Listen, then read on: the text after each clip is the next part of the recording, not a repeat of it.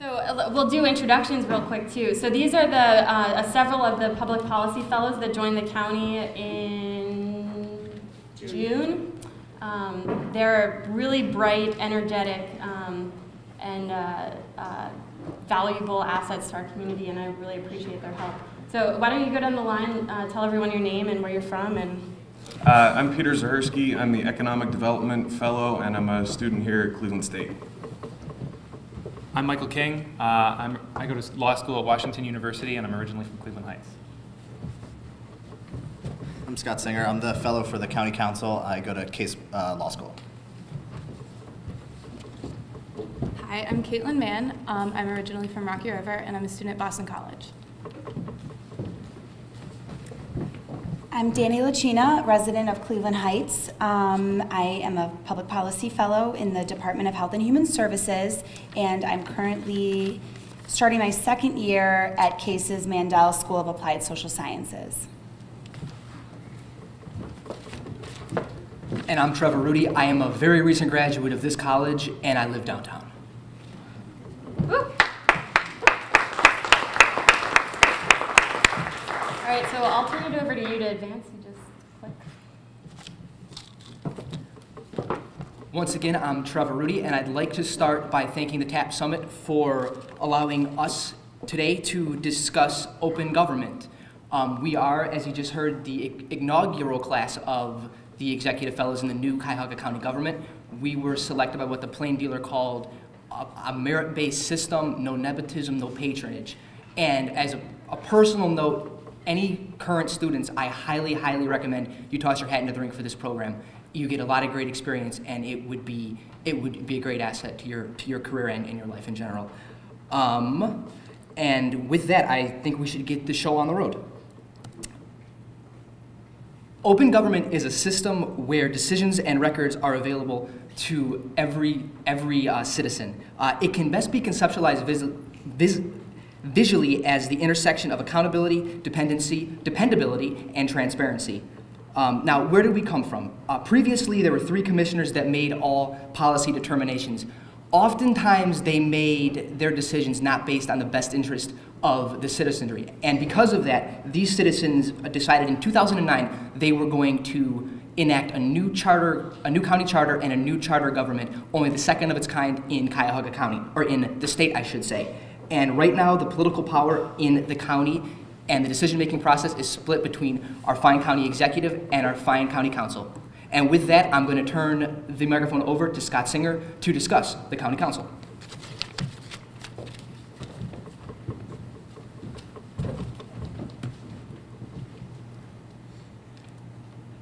As Trevor said, the County Council and Executive Fitzgerald share the leadership of the county. There are 11 members of the council, led by Ellen Connolly.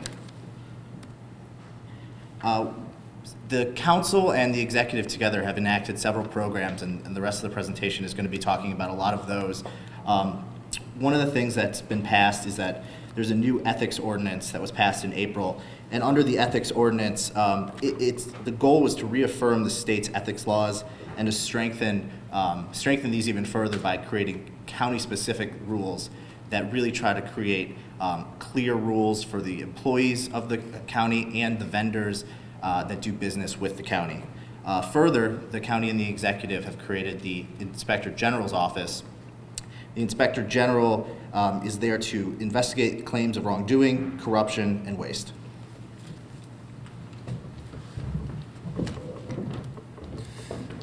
In the spirit of transparency, Cuyahoga County complies with all of the Ohio Sunshine Laws, including the Public Records Act and the Open Meetings Act. Members of the public can request to inspect or copy public records and may attend meetings of public bodies. County Council passed a contracting and procurement ordinance earlier this year to establish competitive bidding procedures by which the Council, the County Board of Control, and an Executive Board of Control approve contracts. All of these bodies are open meetings under Ohio law, and each body reserves time for public comment. Additionally, the county has established an online database that includes descriptions and information of awarded and pending contracts. All right, under the new charter, it's made very explicit that economic development is a priority of the county government. To that end, the charter mandates that the director of the Department of Development create a 5-year plan annually that the county council adopts, and this lays out our strategy for economic development for the next 5 years, and it's open to public comment and public viewing. According to the charter, there are 2 key pillars of economic growth, human capital and quality of place. And even though economic development is kind of a nebulous concept, the charter says that the purpose is to accelerate business growth by connecting new and existing companies to regional resources to help them invent, commercialize, and make and sell new products to growing global markets.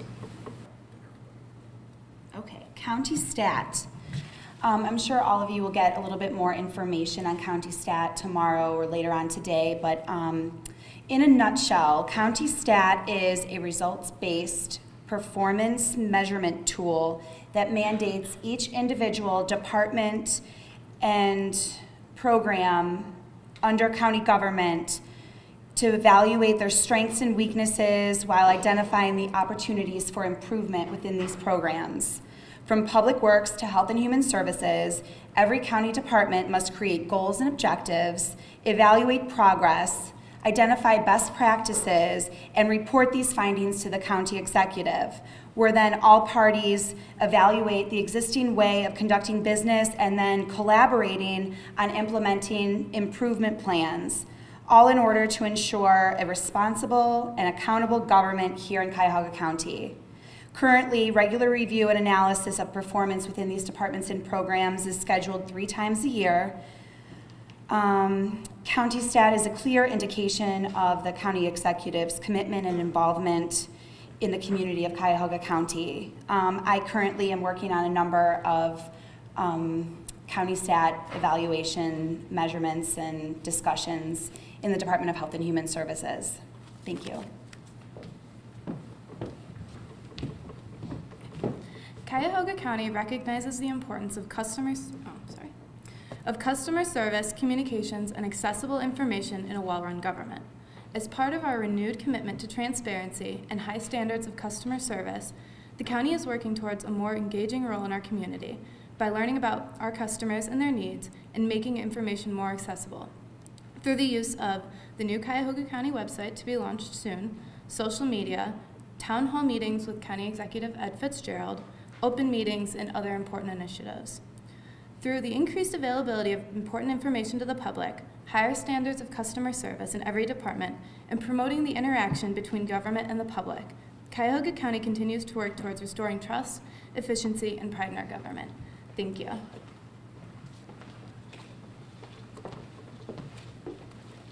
Great, thank you. And I will add, if you all have questions, there will be several opportunities between County Executive Fitzgerald's after his speech and after Councilman Dave Greenspan speak to engage them on these issues. So with that, I'm planning to turn over the mic now to County Executive Ed Fitzgerald. Thank you for having your staff participate in our event and for coming here yourself.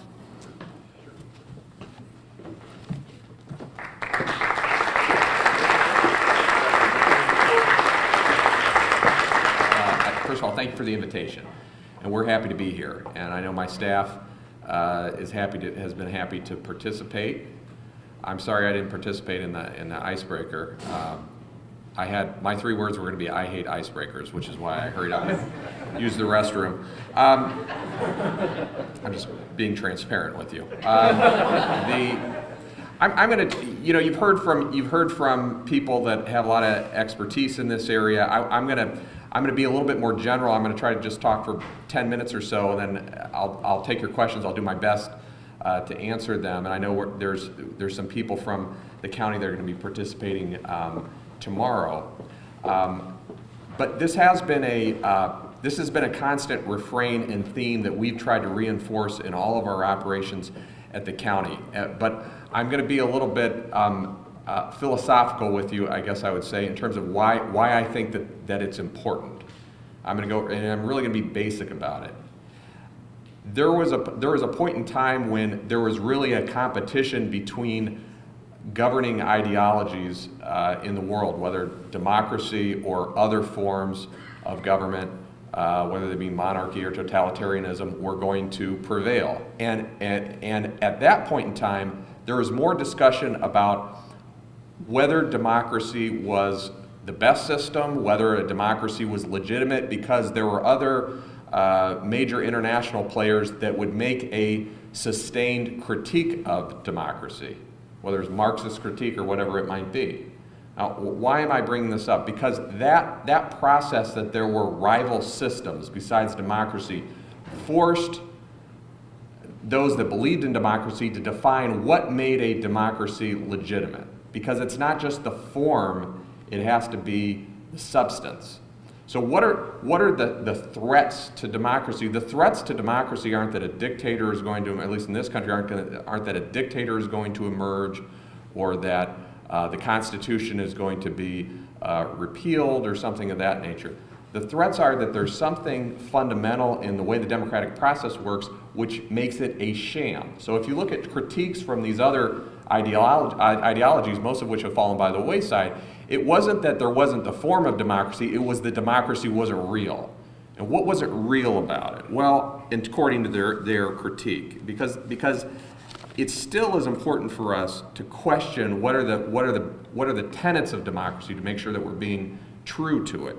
So let's just talk about a couple things that threaten democracy. Well, corruption threatens democracy, because if you have a system where you think you're voting on something, or you think you have a public process, but it's really been corrupted and the decision is really being made on completely different standards that have to do with personal gain than what you thought you were voting on, or what you thought your public officials stood for, is really something entirely different. So pervasive corruption ends up undermining democracy.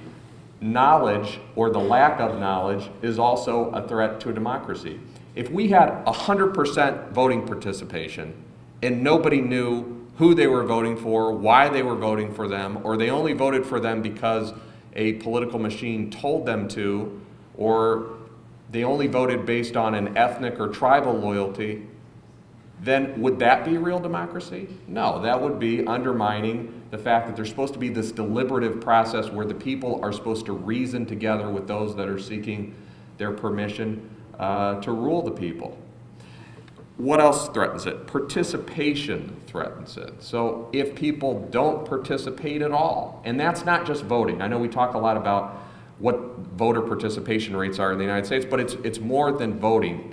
It's actual participation. That's everything from voting at the low end of the scale to being involved in civic enterprises, being involved in nonprofits, being involved, actually participating in political campaigns as opposed to just voting, but actually advocating on behalf of what your ideals are, participating in a referendum or initiative campaign. It also includes, in my opinion, being able to participate in the government system itself. If participation in government and actually being included in the councils of government or the halls of government, if that is solely based on what your political affiliation is, or who you happen to be related to, or some other factor besides merit, then again, democracy is threatened. And that's why I hope that the fellowship program that we started is an example of trying to make sure that our county government embraces this merit system. So even though all the fellows do happen to be my cousins, that is not why they were. No, but so it's important, again, if you're going to have a government and a democracy be real, it has to be accessible to the people. And then secrecy is also something that can undermine and cause a real democracy to just be a sham democracy. Even if you're involved and you're participating, but if the real decisions are being made in private and you can't see what's really being deliberated on, then that also undermines democracy. So what does that have to do with transparency? Because if you think about it, transparency and a commitment to transparency, both within government and without government, it's an antidote to all of those things. It doesn't mean that they don't exist, but it is at least a it is at least a force that will militate against all of those negative trends that I just mentioned.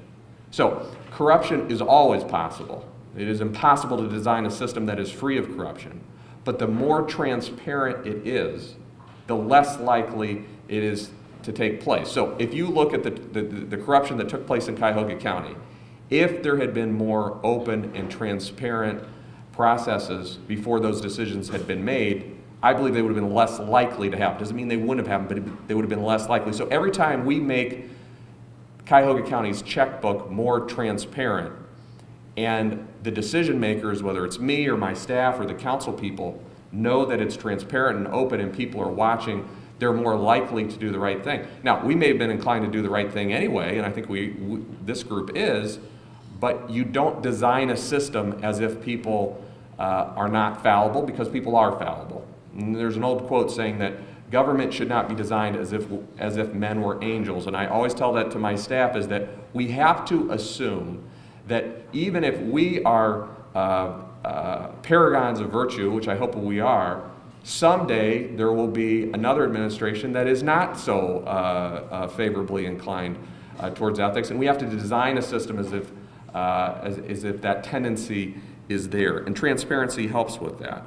Transparency helps with knowledge, although it's not just making knowledge available doesn't mean that it's actually going to be soaked up by people. But there are at least, by putting the information out there, it gives the opportunity for those that want to broadcast that information, even if the citizens don't directly access it, it gives the opportunity for those that want to broadcast that to disseminate that information in any way that they might. So it makes for a more informed voter and a more informed democracy.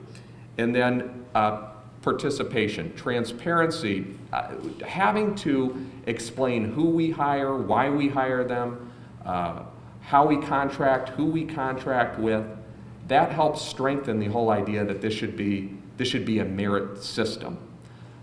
So all of these things are things that we're trying to embrace, but it's really important that we have private sector partners and nonprofit sector partners. Anytime you are elected to office, you immediately lose about 50% of your credibility as soon as you're elected. And it doesn't matter what your record is, there is a certain portion of the population that will not believe what an elected official says. It doesn't matter who they are. And that's why you can see polls on what the opinion is of Congress or the executive branch or state government. It doesn't matter. It's almost uniformly negative. Some of that is because there is a lack of knowledge, and some of it is based on negative personal experience. But government can't be the only disseminator of this information, because there are people who we have our role to play to disseminate information directly, and we do that directly. We had a town hall meeting last night in University Circle, and we're constantly trying to put information out. But we have to recognize that there are certain citizens, for good reasons or for bad reasons, or a combination of the two, will not trust information just because it is directly disseminated from government. And so the nonprofit sector and the private sector has a role to play with that. And we need to encourage that as much as we possibly can. I want to mention one other thing, and I want to take any questions that you might have. We had a question somebody brought up last night, and this is, I think, somewhat related to this whole issue of transparency and getting information out. It also has to do with the future of the greater Cleveland region. There are negative things that are happening in Cleveland, and the negative things that have happened in Cleveland in the last 20 or 30 years are almost contagious. They take on a life of their own, and they're spread almost like a virus from person to person.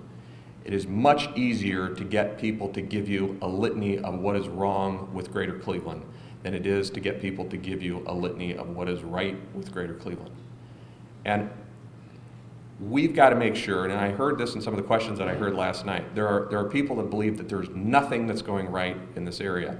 And that ends up, that kind of chronic civic low self-esteem is not necessarily justified by an unbiased and impartial analysis of what's really going on. Now, that doesn't mean that there aren't problems or there haven't been setbacks or there aren't areas where we have done poorly.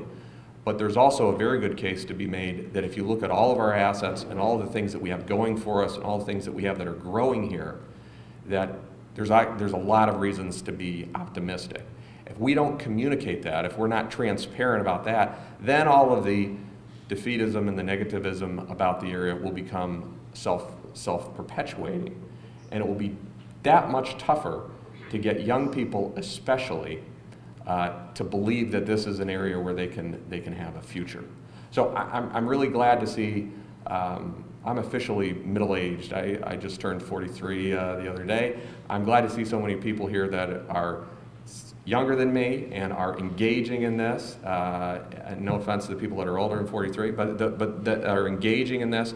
And that's one more thing that we're trying to get the county government to do, is we want county government to be a place where if people want to have a public career and they want to do something that's civic-minded and they want to improve their community and they believe in the ideals of public service, that the county is a place for them to go and a place for them to be and have a career.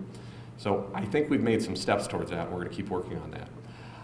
I will entertain any questions, and I will do my best to answer them. I think I have a few minutes to answer any questions. Anything on your mind or anything I can answer? I won't leave until one person at least asks one question. Yes, sir.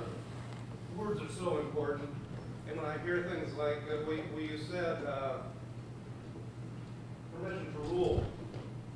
Okay, I would think about the role of a government person as getting permission to serve and a salary too. Other things like the Inspector General has inquisitional overtones, and seriously, I'm recommending we think how we couch things and how we phrase things as we go into a new dialogue.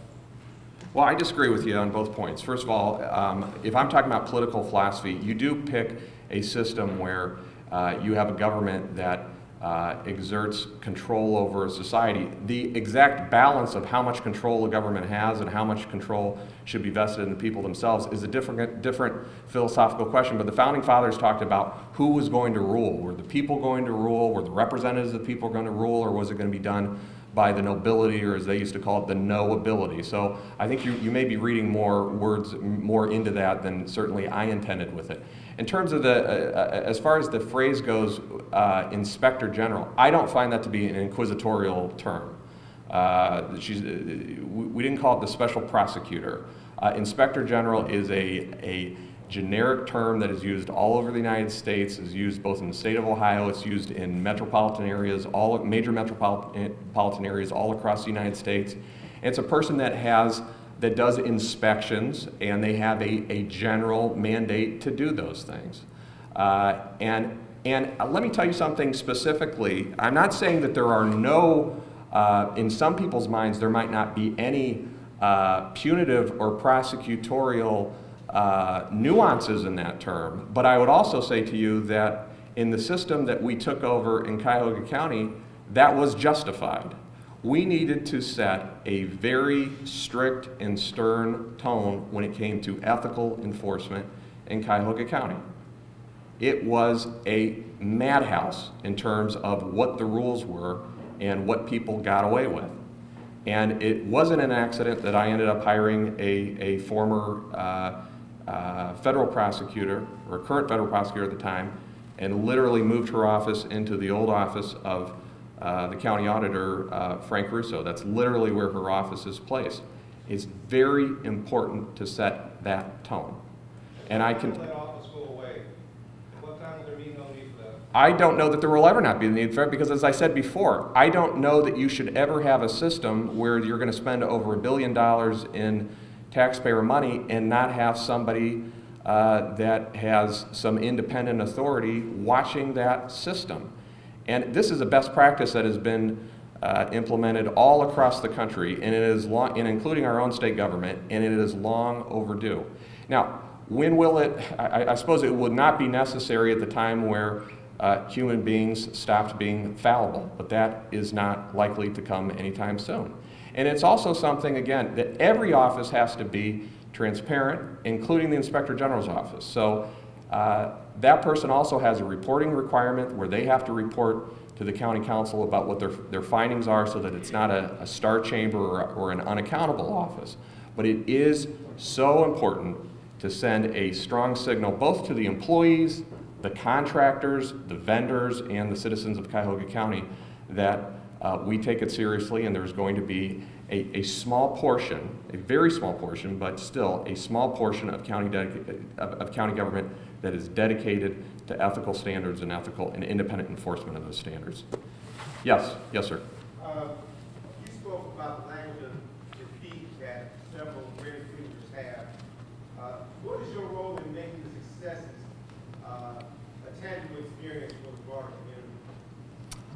Well, that's a good question. I think that Could you repeat the question, please? Do you want to repeat it or do you want to? Again, you were speaking about the language of defeatism, and the question is, what role does he have in making the success of Cuyahoga County tangible for the broader community? I had an interesting question. There's a gentleman some of you know named Charles Michener, who's been a novelist and a journalist for a number of years, and he's looking at writing a novel about a nonfiction work about what's happened in Cleveland in the last couple decades. And I had lunch with him yesterday, and one of the questions I asked him is, when did, and he's lived all over the world, but he was born and raised originally in Cleveland, then came back after being gone for about 30, 40 years, and he has focused on this particular question of when the greater Cleveland area kind of lost its confidence. And I do agree with what his conclusion is. His conclusion was basically that as the economic powerhouse that was Cleveland started to decline, the reality of what it was like to live here was lessening in a number of ways. You can look at all the Fortune 500 companies we had and then lost. But that at some point in the 1970s, he believes, at some point in the 1970s, there were a few political events that happened at that time that something changed. There was a switch that got flipped, and there were a lot of people then that started to believe that Cleveland was on a losing streak that it would never get out of. And public officials only have part of that. So I think you can have a community that has, or they're only responsible for part of that. So I think you could have a community that believed in itself and was optimistic about the future. I think you could have lousy public officials that couldn't communicate that. I think you'd have a community that's going downhill, and you could have public officials that were great cheerleaders, but if the reality isn't there, it's going to be a hollow message. So again, I try to give a balanced message, and it's one of the things, we'll talk about it when we talk about county stat and the things that the county is doing. One of the things I think that's so important that county government can do is that we establish real benchmarks of what progress is. Not just coming up with a new slogan saying Cleveland's a comeback city or Cleveland's a plum or any of the other things that they've come up with, but look, here's how you measure what the progress is.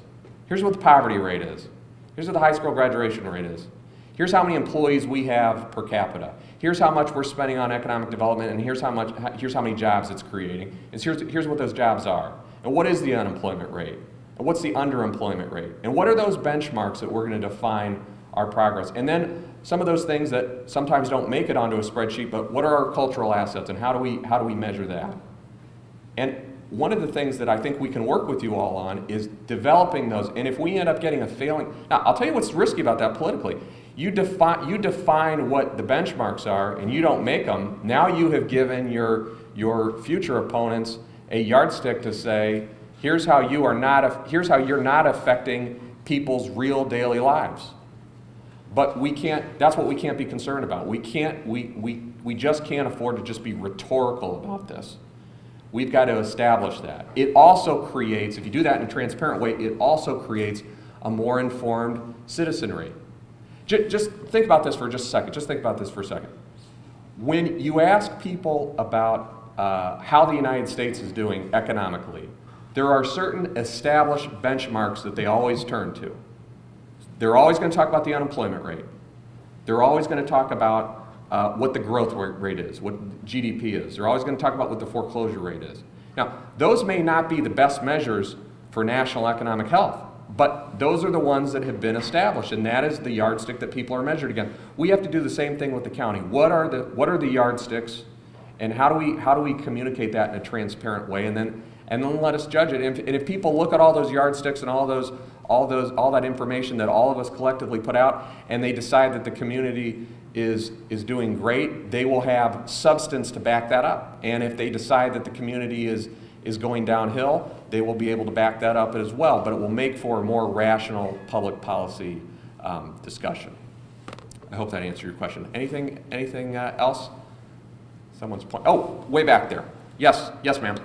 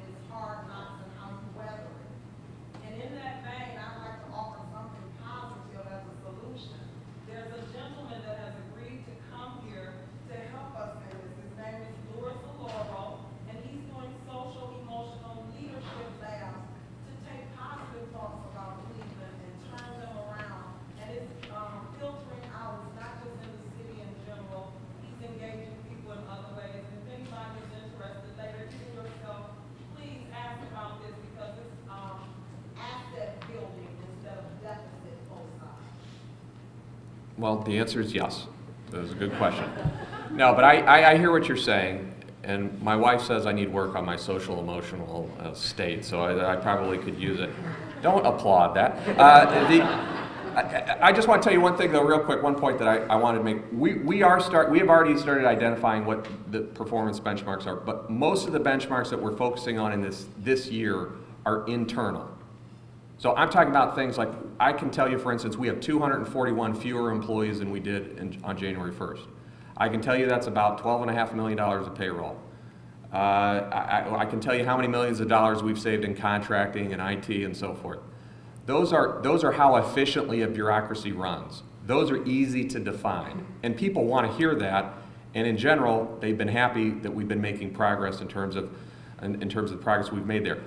The tougher benchmarks are going to be when we say, how do we define the health of a child? How do we define educational attainment? How do we define true economic progress? Those are going to be more difficult both to define, and they'll also be more difficult for us to affect in terms of county policy. Yeah, I don't want to go, I know Councilman Greenspan is supposed to take my place. Why don't I take one more, and then I'll hit the road. Yes, sir. I attended a technologist forum on government transparency 2 weeks ago, and the bottom line was that everyone believed that the technology was there to do the things that we'd like to do, but the public perception is that all this information is free, and the issue was, how do we pay for it? How do we convince people to do it? Well, we're willing to put dollars behind it. I mean, we are, and Jeff Mowry, he's the first chief information officer in the history of the county. He knows that's part of his mission, and we're going to reserve funds to be able to do it, because it doesn't happen on its own, and it doesn't necessarily happen organically. As society has become more complex, mining the information has become more complex, and it's become beyond the reach of any one individual. So if you start with a New England town hall meeting, the business was simple enough that if you went down to the town hall and you wanted to be engaged, or if it's Greek democracy, we go back there, you went to the public spaces and you heard what was happening and you could understand it, and you would have a fair idea about what was happening.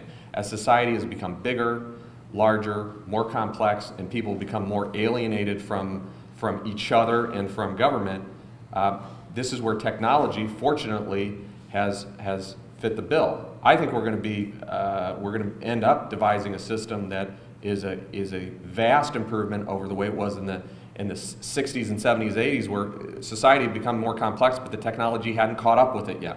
Now the technology is catching up with it. But 2 points I would make.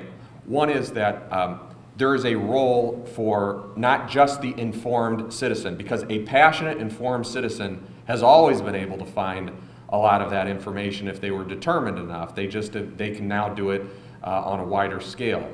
There is a role for the people that are passionate and driven to disperse that information to people who really, maybe they're not as passionate as they should be, but they at least want to do their civic duty to some extent. So there's a role to be played there. We can't just say, hey, it's there and the door's open. You want to come in, you come in. We have to figure out ways to broadcast it. That can't all come from government. Second thing is, I don't want to leave you without this invitation and request, and that is that part of what I think all of you believe in is that you are actively taking a role in the way you think all of this should work. We're trying to design methods or mechanisms to participate in county government. We had a great example of it, and Don participated in this, and we had about 1,000 citizens participate in the advisory and design process of setting up this county government in the first place. That can't be a time point on the calendar that's when the participation started and then it ended on this date, and now we go back into our shell, and then maybe someday there'll be more civic unrest and people will get engaged again. We have to figure out mechanisms to constantly engage people of all generations and all ages and all ethnicities and races in this county, and that's up to us to do that. And we're going to design some of those, but some of them should also come organically. What I would ask you to do is, because there's a lot of people here with talent and they're interested in doing it, is just, we do want to work with you about that. We're sincere about it, and just give us the benefit of the doubt and participate with us. If we disappoint you, okay, but give us a chance to disappoint you, I guess is what I'm saying. But I'd like to invite you to participate in that, and we're going to formalize that as the year goes on. But that's something that I want you to know that within the county administration building, we are always talking about how do we make sure that this is not a closed system, not just in terms of information, but also in terms of participation. Thanks for the invitation. I enjoyed it. Thank you very much.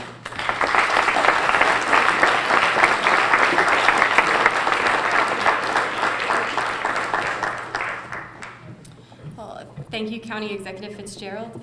Our next speaker is Councilman Dave Greenspan, who will be talking more about what the County Council is doing related to open government and transparency. My name is Dave Greenspan. I'm the County Council member representing District 1, which is the West Shore communities. And I was asked to come speak about transparency in government. And I think it's important for us to understand before I get going that transparency is not one thing. Transparency is a combination of a number of items, a number of agendas, a number of initiatives, and it also never ends. And what I put together is a presentation here. I haven't never seen it on a screen this big, so you may see some of my PowerPoint deficiencies as we move forward here. But I think when I moved here, and I've only been here 4.5 years, and when I started to run my candidacy, everybody kept saying to me, and I noticed it was very apparent, that the number one issue that was positioned was jobs in the economy in Northeast Ohio. And I kept telling people, you're missing the point. The issue clearly is jobs. Nobody's denying the jobs and the economy and the faltering economy in Northeast Ohio is a challenge. The greater challenge is that we had a, thank you. So just click this or the arrow? this. Okay, great, thanks. There was a culture here in this community that was working against the creation of jobs. There was a culture in Northeast Ohio working against the creation and the expansion of our local economy. And that had to do with the culture of our corrupt government. And we were very bold, and the residents were very bold in passing the initiative to form this new government to address some of these issues, because clearly the residents of this county and their beliefs and their ideals were not being represented in the government that we wanted and that we all deserved. So one of the first things, and I kept listening to everyone say jobs, jobs, jobs, the environment, the economy, and I kept saying before we can tackle anything in this county, we have got to create an ethical, fair environment for people to operate and to live, and for businesses to feel secure that when they work with the county government, they will be treated fairly and ethically. That when residents and employees of county government do a good job, they will be rewarded. That environment did not exist. So one of the key platforms that not only I ran on, but most every other candidate, whether it be for a council position or for the executive, focused on at some point in their campaign was ethical reform in government. And what are we talking about in ethical reform? It's really the first form of transparency, because you have to lay the foundation. The foundation for transparency, in my opinion, is having a solid ethics policy. And I was fortunate, and I saw President Conley, I think she's still here, that she appointed me chair of the county's ethics committee. And our committee with Councilmember Miller, who's here today, we worked hard. It was clearly the making sausage portion of our legislation that we spent hours deliberating everything from definitions to policies, and we've morphed it a number of times. And I believe, and this is hopefully a very well documented position, that the ethics ordinance that we wound up passing back in April is clearly the most comprehensive ethics ordinance in the state of Ohio. We went so far as to ask the Ohio Ethics Commission to review our ordinance to make sure that we're not missing anything. So our ordinance clearly set out from the beginning to include everything that's in the Ohio Ethics Ordinance, but also to move forward and gather those items that are of ethical nature that aren't in the state's ethics policies, like the whistleblower provisions, include them in our ordinance. Then we set forward in Article 7 and created 37 local provisions that either strengthen the state's ordinances or created our own to ensure that our residents and the businesses and anybody who represents the counties will be treated fairly within county government. Now what I've done here is I've created I'm kind of a visual person, this roadmap to transparency. And I'm kind of a weird person in the sense that I like to start at the finish line and work backwards. I like to know what my goal is. Where do I want to go when I'm done with this process, or as we move through the process? So I kind of drew this finish line up there of transparency. I couldn't find the checkered flag icon there on my color palette. So I went with red because it's very visible, keeps us always focused. I touched on, okay, it didn't come out as well as I hoped, but I touched on ethics. I just talked about how I believe that's the foundation for where we move forward. The next item, and as we move down this road, the road to transparency, is the creation of the Inspector General. I know there was discussion earlier about the Inspector General with the county executive. The ethics ordinance is great, but do you know the county, even though it didn't have a county ethics ordinance, was still bound by state ethics policy? And we saw where that got us. So I think it was important. And Ohio is the first, Cuyahoga County is the first county in Ohio to have a county inspector general. This is a growing trend in governments throughout the country, not only at the county level, obviously states have inspector generals, but large metropolitan cities, Chicago, Miami, New Orleans, are all creating inspector generals to not only prevent and protect against unethical practices, but to work on the flip side, to work on and reduce wasteful spending in government, which is really where the Inspector General, once the initial banter of the ethics ordinances really dies down, and there'll always be ethical infractions, unfortunately, by human nature, but to focus on fair contracting practices. And we heard testimony in our committee from the Inspector General from Miami-Dade County, and the question was asked to him, how much money have you saved Miami-Dade County in your 12 years as the Inspector General? And he said $133 million. Now he didn't say 125 or 150. He nailed the number to almost to the penny. He was quantitatively able to say, we have been able to retrieve money back to the county or prevented unfair business practices within the contracting aspects of our government. And he said, I cannot tell you how much money we have saved the county just by our presence being there. The cost of his government, the cost of that agency is a third of the money that he has brought back. So it's clearly a revenue generating opportunity for counties if used properly.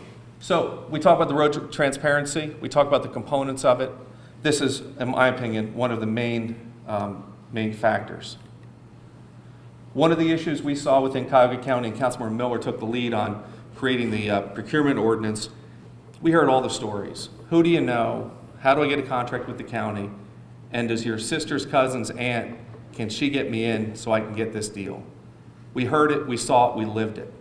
This this procurement ordinance is fair to all residents, all businesses of the county, so that they know that when they deal with us on a going forward basis, from the day we pass this ordinance, they're going to be treated fairly.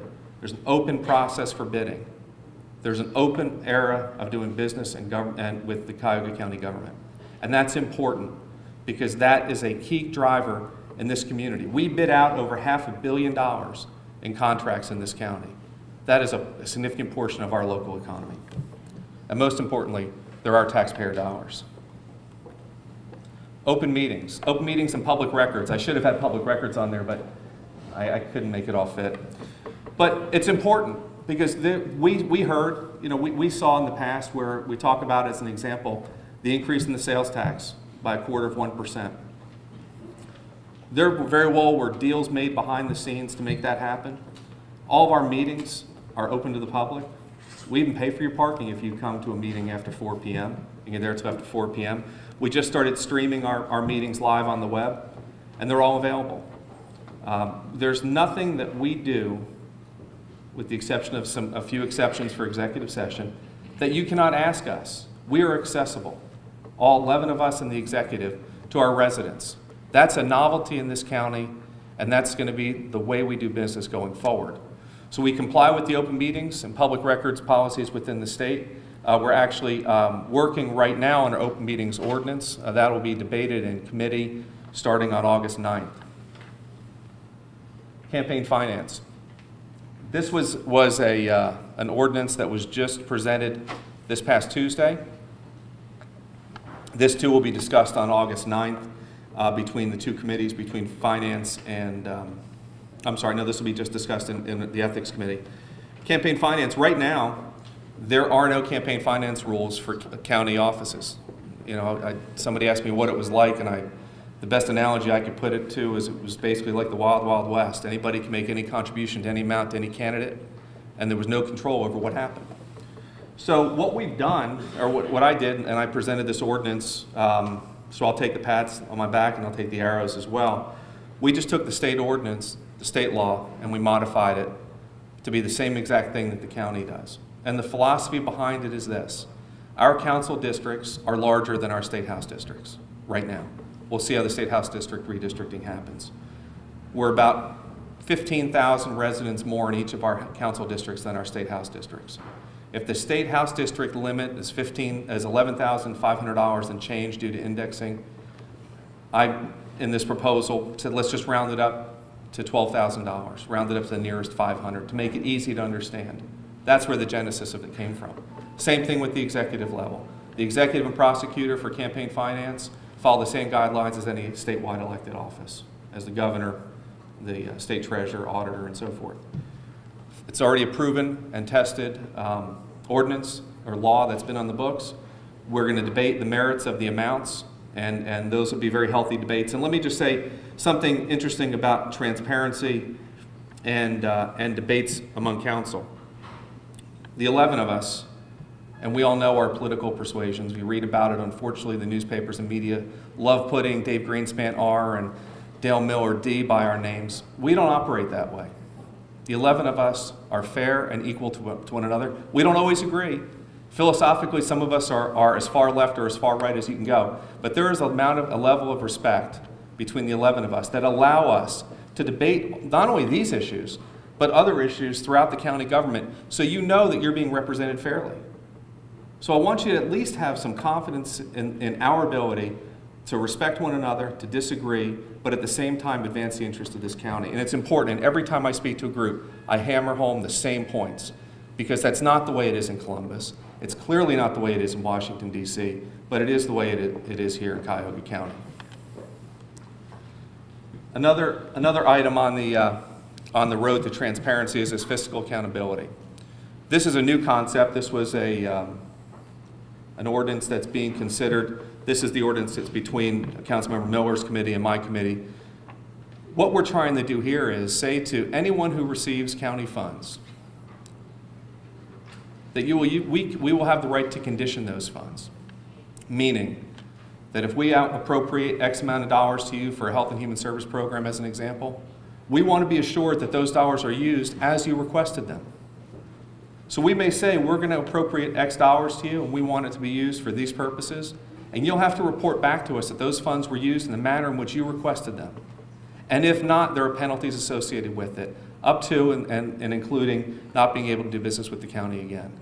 This is a fiscal accountability provision. It's a transparency tool for our county, and I think it's well timed that we adopt something like this. Information technology. And you see how we kind of keep building around, so we're kind of traveling down this road.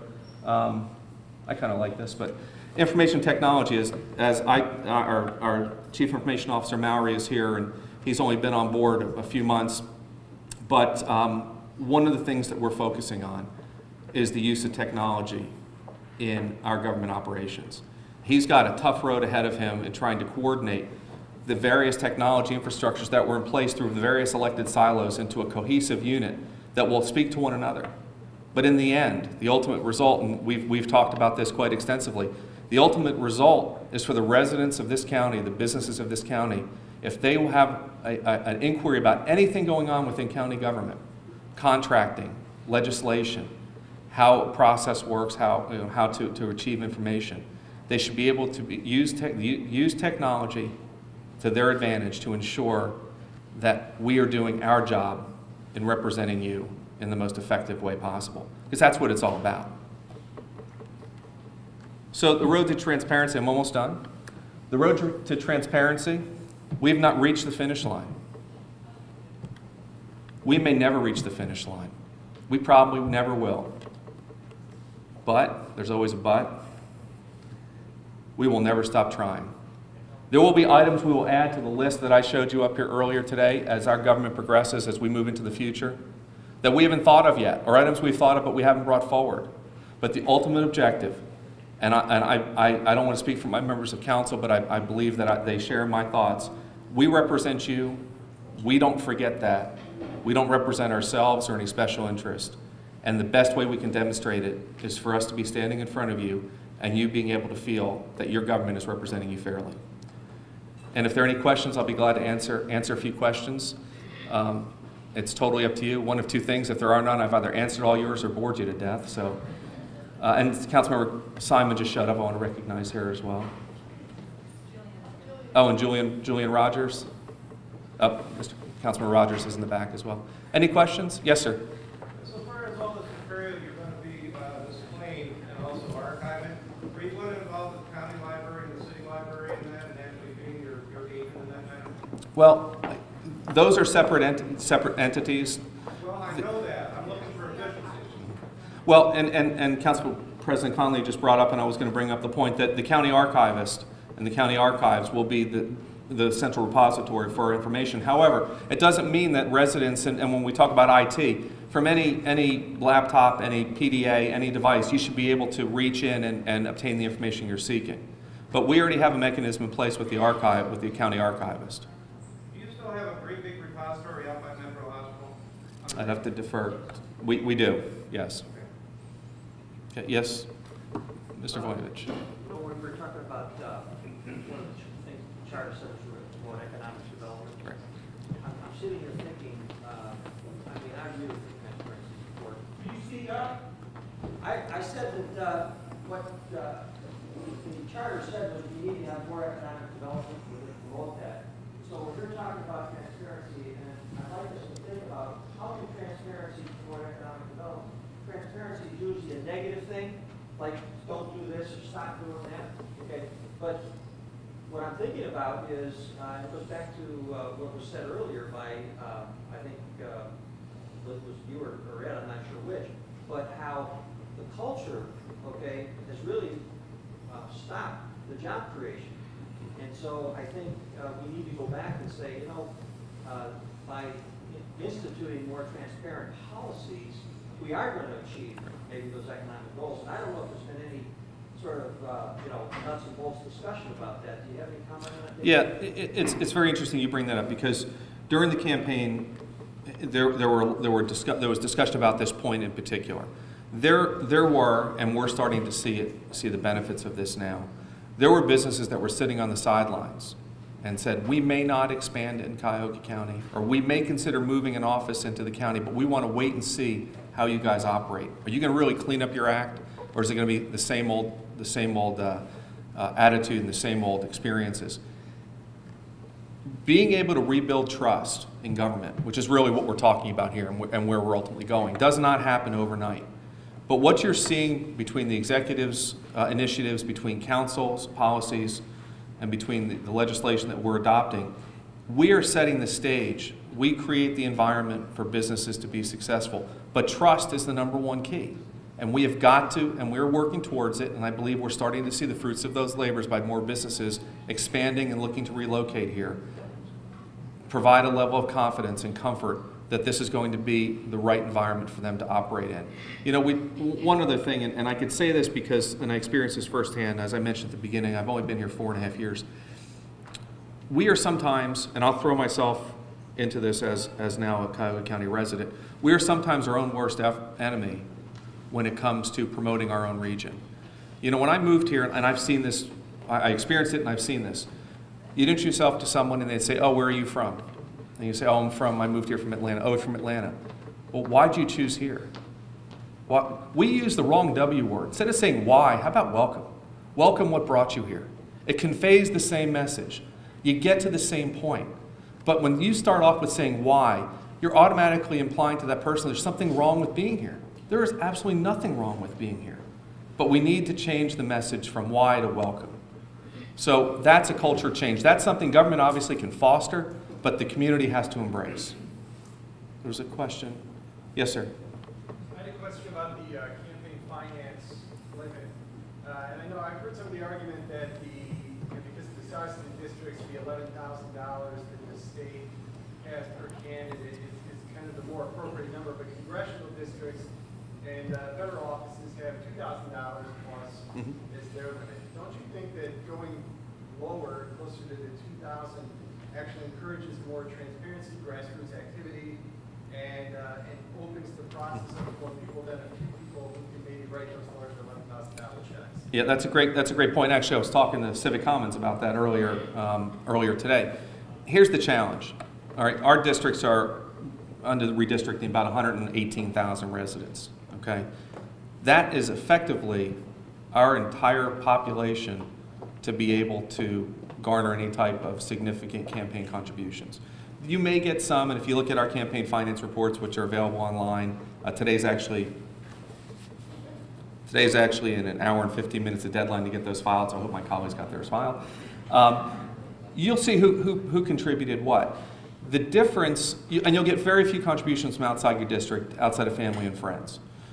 The difference between the United States Congress is that your constituency, although elected by a congressional district of basically 6 of our council districts, about 650,000 people, you actually represent, your vote impacts the entire country.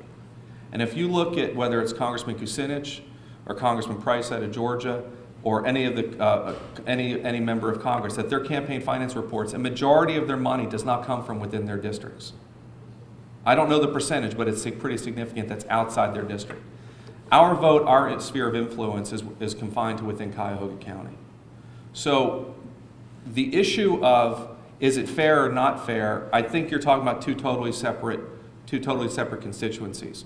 Once again, look, this is my opinion. It has yet to go to committee, and we will debate it in committee over the next however long until it takes for it to get out of committee. We have a little more leeway now in that the primary has been pushed back from March till May. But we're also aware that campaigning is going on now for the prosecutor's office, as an example, and our own candidates who are up for re-election obviously want to know what the rules are going to be. The intent was to have the campaign finance and the new maps, the new council maps that are being drawn right now, come out about the same time. And that's kind of where the timing is on those.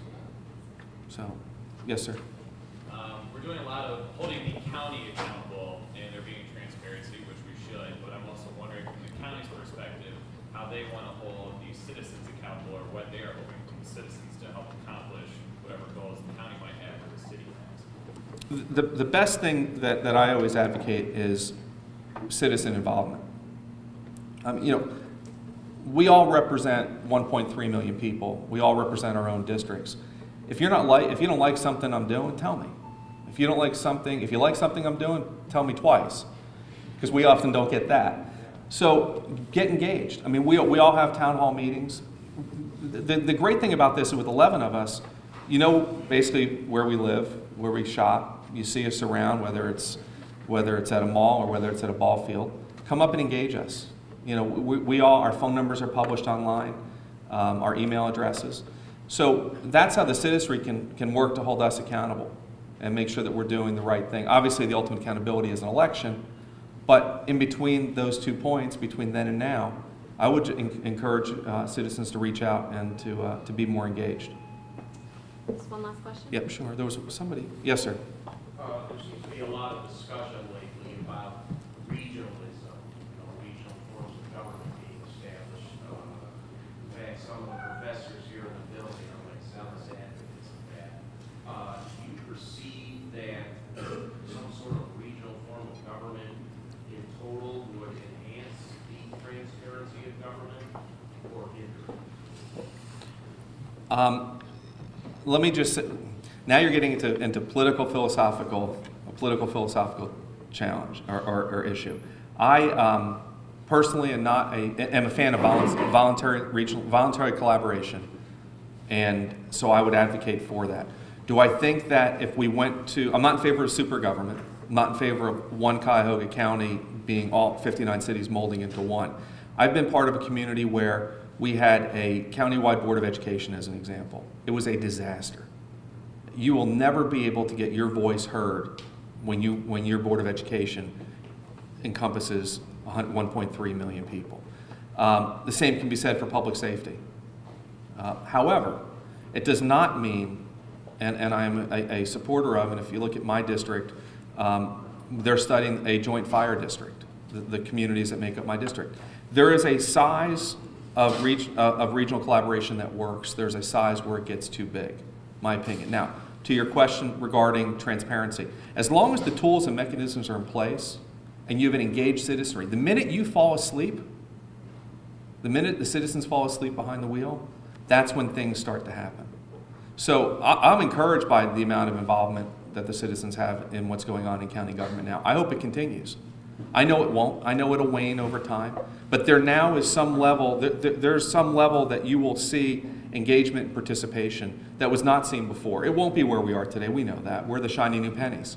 As soon as the newness of our county government starts to wear off and people start to get confidence in what we're doing is right, people will focus their efforts on other things. Not Linda Mayer with the League of Women Voters. She'll always be honest, but that's okay. So as long as the tools and mechanisms are in place, this is where I think, to your point, or there's a point over in your area regarding the Inspector General, is critical. To be that watchdog to make sure things don't happen, regardless of the size of government. Great, I think that was my last question, but I appreciate the opportunity here, and thank you very much.